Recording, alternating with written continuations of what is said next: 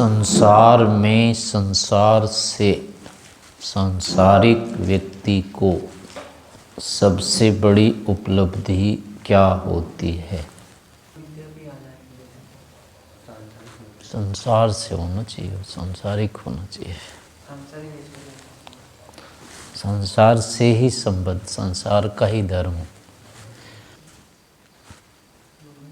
निःश्रेयस तो फिर अध्यात्म में चला जाता है।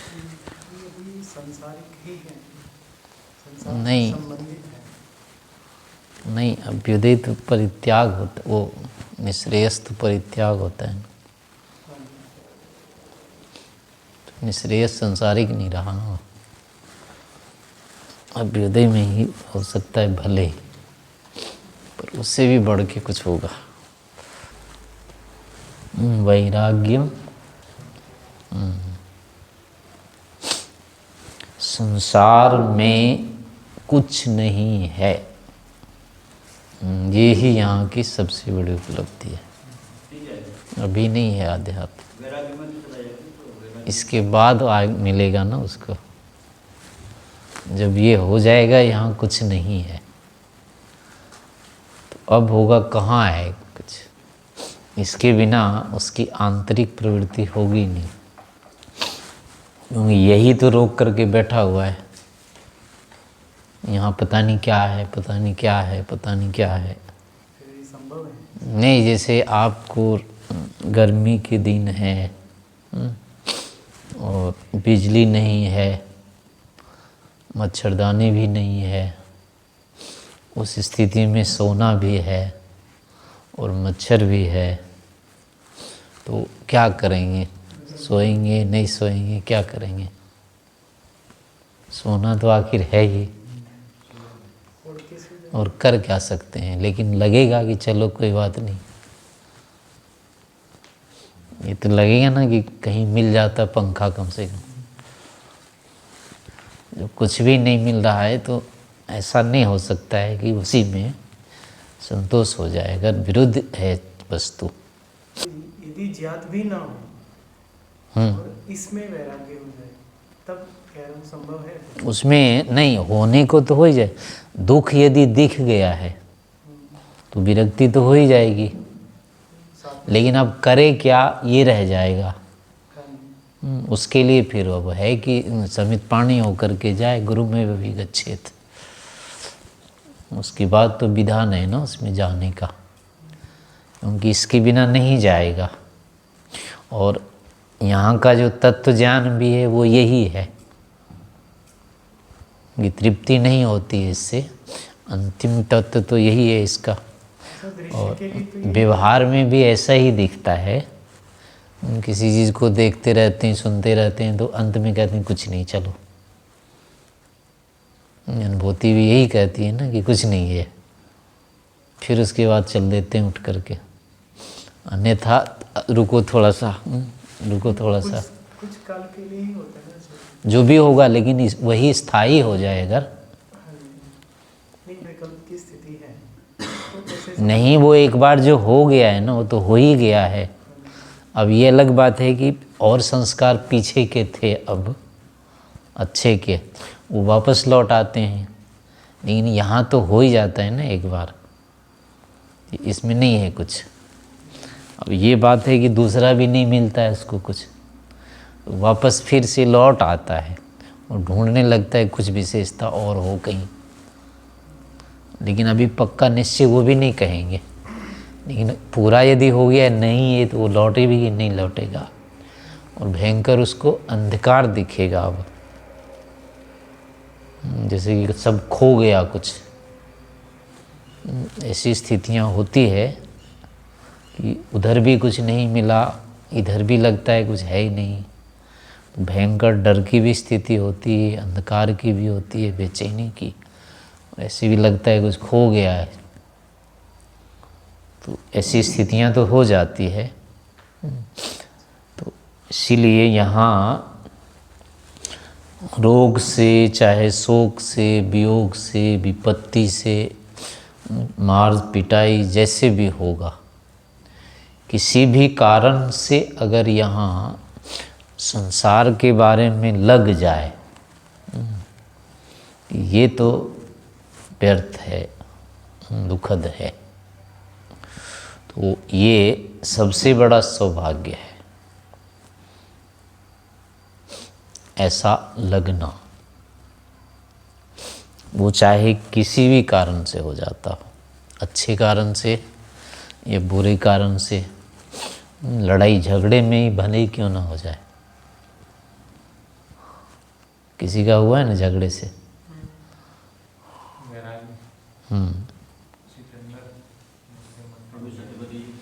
स्वामी जी हैं इनके उदाहरण ना, उनके झगड़े के कारण ही हुआ था। हाँ, जो भी हुआ ना, लड़ाई झगड़ा उस समय था ना, उसी समय तो हुआ है इनको वो मार काट से मतलब।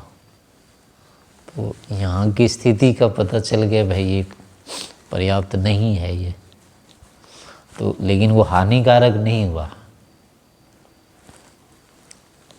तो ऐसे ही ये, इसी को दूसरे शब्दों में कहेंगे वैराग्य।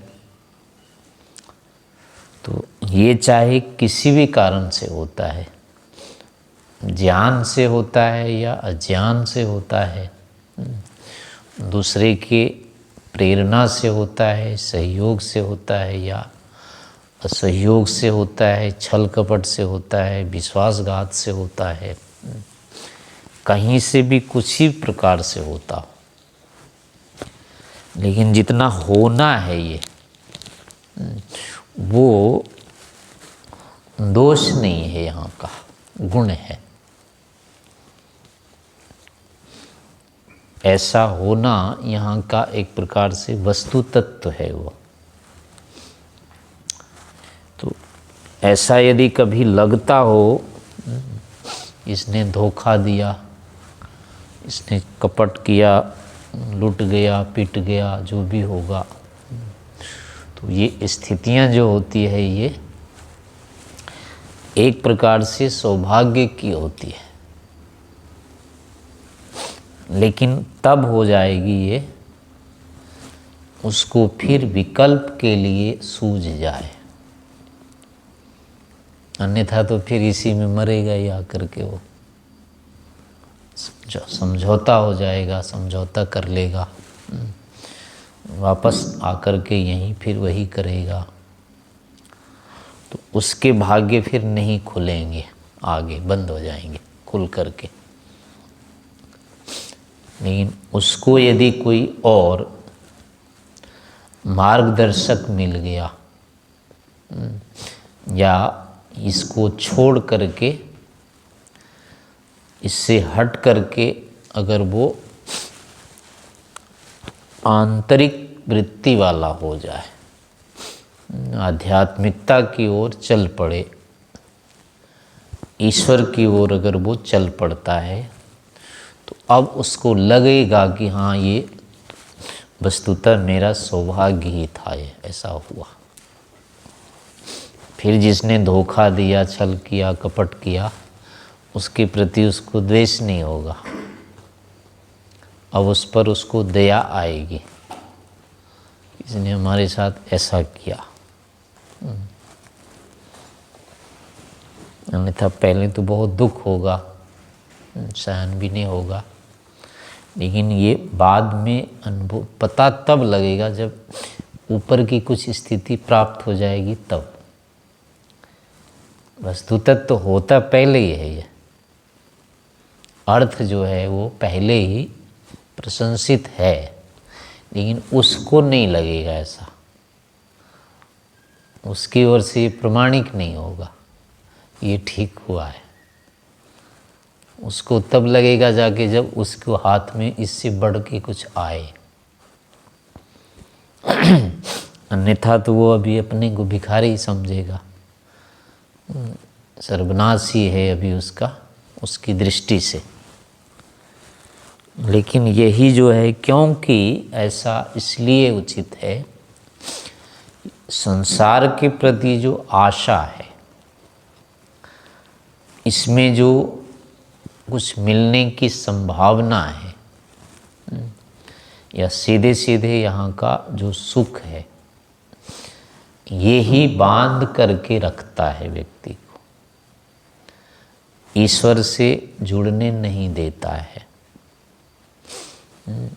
जो उसका सौभाग्य हो सकता है, मुक्ति हो सकती है, अपने स्वरूप को जो जान सकता है, ये सारी की सारी संभावनाएं जो होती है इसी कारण से, लौकिक आसक्ति के कारण से ही अवरुद्ध रहती है वो। इसलिए ये सबसे बड़ा दुर्भाग्य है। इसमें आसक्ति बनी रहना, विरक्ति इसमें नहीं हो पाना, सुख इसमें दिखते रहना, ये अपने आप में सबसे बड़ा दुर्भाग्य है।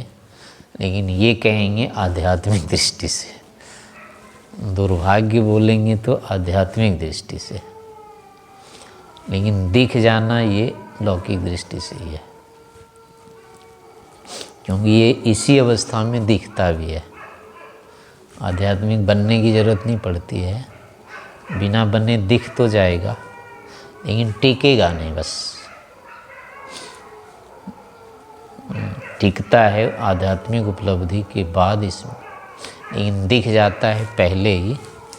लेकिन फिर भी जो कहेंगे तो वो समझ में तो आएगा नहीं, ये मेरा दुर्भाग्य है, मैं इनमें लगा हुआ हूँ, तो उसको समझ में नहीं आएगा, छूटने के बाद अब आएगा। जैसे वो बता दिया था ना मरने से पहले सिकंदर ने, भाई यहाँ कुछ नहीं मिला, तो उसको इतना तो लग ही गया था कि कुछ नहीं है ये, आगे का भले नहीं कि था उसके पास कुछ, यद्यपि भले ही उसकी व्यवस्था थी, वो समय ही नहीं था उसके पास। समय होता तो ये नहीं लगता उसको, वो तो खुले हाथ में तलवार फिर से ले लेता। लेकिन शायद पीट भी गया था बहुत वो, इधर से तो हारता ही जा रहा था वो, हाँ मतलब हारते हारते ही जा रहा था ना, तो यहीं से उसको हो गया होगा शुरू। मानते हैं ना, मध्य में उसको मार्ग में कुछ साधु मिले थे, उनसे उनका जीवन परिवर्तन हुआ। हाँ मतलब इधर से कुछ हो गया था ना, कुछ पराजय जैसी स्थितियाँ, पराजय भी हुआ और कुछ ऐसा फिर धीरे धीरे उसका बुद्धि बदली है, फिर वो समझ में आने लगी वो बातें। हारने पर तो अहंकार ही या हाँ टूटेगा। में हुआ था कि मुझे कैसे करना है, उसमें ऐसा मानते हैं इतिहास में ऐसा नहीं था, कुछ ऐसे साधु मिले, हाँ साधु थे, नहीं तो वो उसका गुरु तो था ही पहले एक, वो कुछ तो आध्यात्मिक था ही वो। के बारे में ऐसा बताते हैं जी कि उन्होंने कहा अरस्तु था, ईशोपनिषद लेके आना, और वो ना मिले तो उसका पहला मंत्र जरूर लाना, इस तरीके से कहा था उनके गुरुजी। हाँ मतलब गुरुजी को तो मानता ही था, थोड़ा सा तो होगा इसमें, थोड़े संस्कार रहे होंगे, लेकिन जो भी था इतना तो लग गया उसको कि यहाँ कुछ नहीं होता है। लेकिन वो टिका नहीं था, पहले हो जाता तो बहुत कुछ कर लेता वो, पहले नहीं हो पाया था। तो इसीलिए ये होता है कि अब आध्यात्मिक व्यक्ति के लिए इसी कारण से ऐसा करना उसका मुख्य कर्तव्य हो जाता है। पदे पदे यहाँ हानि होती रहती है, अपमान होता रहता है, बाधाएं आती रहती है, तो इसमें हमको जो दुख होता है, कष्ट होता है, वो इसीलिए होता है कि इनमें हमारी जो आसक्ति है या इनके प्रति हमारे मन में जो संभावनाएं बनी हुई है वो बाधित होती है, और उसी के कारण से फिर हमको दुख होता है। तो ऐसी स्थिति में होता है कि वो ही हमारे लिए एक विशेष अवसर है, सौभाग्य है, अवसर है, ऐसा आध्यात्मिक व्यक्ति को मानना चाहिए। ये विशेष अवसर हमारे सामने अब आया है। ये यद्यपि ज्ञान विज्ञान नहीं रहने से इतना सामर्थ्य तो नहीं होगा कि चलो अच्छा हो गया, लेकिन फिर भी थोड़ा थोड़ा विचार करना चाहिए कि एक पक्ष तो कम से कम मानना चाहिए कि ठीक है, कोई बात नहीं है। इसके लिए फिर ये होगा कि इस बुद्धि को बनाने के लिए, मतलब ये जो है भावना, सबसे बड़ी जो विरुद्ध स्थिति है ईश्वर के प्रति है। ये संसार में जो राग का बने रहना है, ये सीधे सीधे ईश्वर की ओर जाने का विरोधी है, परम अवरोध है।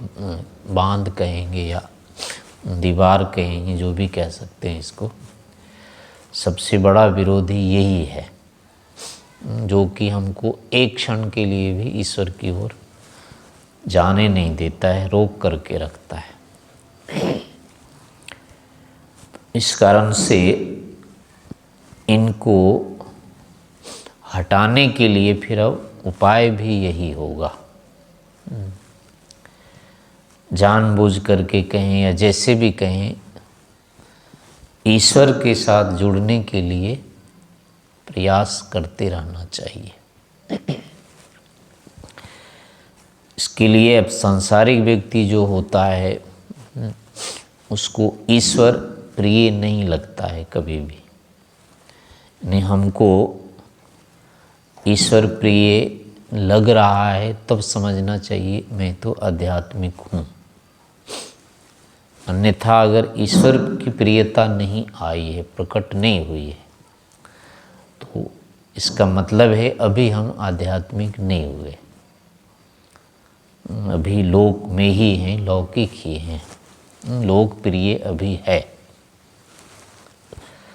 इसी कारण से ऐसा होता है कि व्यक्ति घर छोड़ भी देता है, इस मार्ग में भी आ जाता है, उसके बाद भी क्या होता है, आवश्यक नहीं है कि उसको ईश्वर प्रिय हो जाता। घर छूटने के बाद भी, इस क्षेत्र में आने के बाद भी संसार प्रिय बना ही रहता है। यहाँ अब थोड़े स्तर केवल बदल जाते हैं। घर में रहता है तो पत्नी है, पुत्र है, धन है, संपत्ति है, साथी हैं, सहायक हैं, ये सारे के सारे प्रिय रहते हैं। इधर आने के बाद अब हो जाता है विद्या, विद्वान हो जाऊं, प्रशंसित हो जाऊं, प्रतिष्ठित हो जाऊं, संस्था हो जाती है, अधिकार हो जाता है, पद हो जाता है, ऐसे परोपकार हो जाता है, ऐसी कई चीज़ें होती है। फिर इस क्षेत्र में आने के बाद भी एक प्रकार से ईश्वर का विकल्प हो जाती है। ईश्वर अभी भी प्रिय नहीं होता है, ये सब चीज़ें प्रिय लगने लग जाती है। यद्यपि ये घर मकान आदि से, पत्नी परिवार आदि से श्रेष्ठ है ये, लेकिन अभी भी है ये लौकिकता, ये ईश्वर का स्थानीय नहीं है ये। तो ऐसा लगने पर भी एक प्रकार से दुर्भाग्य अभी बना हुआ, ये समझना चाहिए। कोई कितना बड़ा आचार्य हो जाता है, उपदेशक हो गया, प्रवक्ता हो गया, लेखक हो गया, बड़े बड़े उसके बाहर प्रशस्तियाँ मिलती है, कुछ भी हो रहा हो, लेकिन अगर लोक के आश्रय से ही होना है, सब यहीं होना है, इन्हीं में होना है, इनसे ही अगर होना है, तो समझना चाहिए वो अभी भी दुर्भाग्य का ही अंश है वो। क्योंकि चाहे किसी भी प्रकार का होता हो, यहाँ कुछ भी रहेगा, दुख से असंबद्ध तो होगा नहीं है। सभी के साथ प्रकृति जुड़ी हुई रहती है, और जब तक प्रकृति के साथ संबंध बना है, चाहे किसी भी पुण्य हो, कितना ही न्याय है, कितनी ही विद्या है, कितनी ही स्वच्छता है, कुछ भी है, लेकिन दुख के साथ संबंध अभी नहीं कटेगा उसका। इधर उधर से घूम घाम करके दुख उसके पास आना ही आना है। इसीलिए अब चाहे कोई राजा बन गया, आचार्य बन गया, विद्वान बन गया, वैज्ञानिक बन गया, उपदेशक, प्रचारक, परोपकारी, महात्मा, धर्मात्मा, कुछ भी बन गया है, लेकिन वो अगर ईश्वर को नहीं पकड़ पाया, ईश्वर उसको अभी प्रिय नहीं लगा है, लोग अभी उसको ईश्वर के स्थान में सर्वोपरि किसी न किसी रूप में दिख रहा है, तो अभी भी ये दुर्भाग्य है उसका, क्योंकि इनसे तृप्ति होनी नहीं है, इनसे पूर्णता होनी नहीं है। कोई कितना ही परोपकार कर लेगा तो वो होगा किसका? आप एक मान लो मिट्टी खोद रहे हैं, तो 5 मिनट खोद लें या 1 घंटा खोदें, 2 घंटा खोदें, तो आपका इससे क्या होना है? जो होना है वो तो खेत का ही होना है ना, मिट्टी का ही होना है, जितना ही खोदेंगे वो, आपका तो कुछ भी नहीं होना है उसमें। तो ऐसे ही चाहे कोई परोपकार कर रहा है, कुछ भी कर रहा है, वो तो दूसरे में ही होगा ना, कर्म तो उसमें होना नहीं है, कर्म तो जिसमें हो रहा है उसका ही होगा। तो इस कारण से परोपकार भी यहाँ पर्याप्त नहीं होता है, वो भी पर ही हो जाता है, अपने लिए नहीं हो पाता है, अपनी आत्मा का नहीं होता है उससे कुछ। इसी कारण से उसको पर्याप्त नहीं कहा गया है। और इसका यानी अर्थापत्ति से ये हुआ कि हमको या आध्यात्मिक व्यक्ति को सदैव सर्वोपरि ईश्वर को बनाते रहना चाहिए। हर समय ईश्वर प्रिय है ये लगना चाहिए, ये फिर यहाँ की कहेंगे परम उपलब्धि है। फिर ईश्वर जब सर्वोपरि हो जाएगा, प्रिय हो जाएगा, तो निश्चय से उसके प्रति समर्पण भी हो जाएगा, और समर्पित होने के बाद कुछ बचता नहीं है, उपलब्ध होने के बाद वो अपने आप उपलब्ध हो ही जाएगा, ईश्वर की ओर से मिल ही जाना है उसको। तो इस कारण से हर समय लगाते रहना चाहिए, अपनी मानसिक स्थिति को भी देखते रहना चाहिए कि अभी हमको कौन प्रिय लग रहा है, लोक लग रहा है अथवा ईश्वर लग रहा है। अपनी आंतरिक स्थिति को, मानसिक स्थिति को आत्मनिरीक्षण से देखते रहना चाहिए। और फिर लोक होता है ऐसा, तो उसको हटाने का प्रयास करना चाहिए। इसके लिए ईश्वर की सिद्धि करते रहना चाहिए हर समय। क्यों है ईश्वर? एक तो इसी से हो जाएगा कि हम लौकिक वस्तुओं को या लोक को प्रिय जो मान रहे हैं, तो मानने के लिए अब हम किन साधनों का प्रयोग कर रहे हैं, या किस हेतु से मान रहे हैं इसको? या तो ये हमको अच्छा लगता है, सुख देता है, सुरक्षा होती है, इसी कारण से तो अच्छा मान रहे हैं। लेकिन ये आखिर ऐसा बन कैसे गया? हमको सुख क्यों दे रहा है ये पदार्थ? कौन नाम है इसके? हमको वो जानता है क्या? कोई भी जो लौकिक पदार्थ है हमको प्रिय लग रहा है या सुख दे रहा है, तो हमारा उसका क्या संबंध है? वो अपनी ओर से तो दे नहीं सकता। तो अगर वो हमें इस रूप में अनुकूल बन गया है, तो ये लग रहा है, तो वो भी ऐसा लगाया गया, ऐसा बनाया गया है, तब जा कर के लग रहा है। क्योंकि हमारी सामर्थ्य के भी बाहर है वो, हम तो ऐसा कर नहीं सकते, वो भी स्वयं कर नहीं सकता। तो फिर भी अगर वो हो रहा है, लग रहा है, कर रहा है, तो वस्तुतः ईश्वर के कारण से ही ऐसा हो रहा है। तो चाहे हम बाह्य वस्तुओं को अच्छा मान रहे हैं, चाहे कुछ भी कर रहे हैं, लेकिन इसके पीछे हर तरह से अंततः जाते जाते जो कारण मिलेगा वो ईश्वर ही मिलेगा। माता है, पिता है, गुरु है, आचार्य है, जो भी है, राजा है, किन्हीं का भी हमको अगर मिल रहा है सुख, सुरक्षा मिल रही है, तो सबके पीछे अंत में ईश्वर है कारण। उसी के कारण से ये सब चीज़ें हो रही है। तो इस प्रकार से इनको विचार करते करते वहाँ तक, ईश्वर तक पहुँचने का प्रयास करना चाहिए।